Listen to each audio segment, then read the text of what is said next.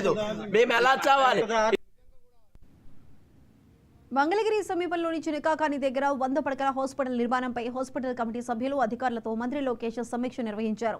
హాస్పిటల్ను భవిష్యత్తులో G+3కి విస్తరించేలా నిర్మాణం చేపట్టాలని ఆదేశించారు. డాక్టర్లు, నర్సులు, పేషెంట్లకు వేర్వేరు నడకదారులు ఉండే విధంగా డిజైన్లో మార్పులు చేయాలని సూచించారు లోకేష్. హాస్పిటల్లో ప్రత్యేకంగా డి అడిక్షన్ సెంటర్ను ఏర్పాటు చేయాలన్నారు. సాధన కమిటీ సూచనల మేరకు హాస్పిటల్ డిజైన్లో పలు మార్పులు చేర్పులు చేశారు.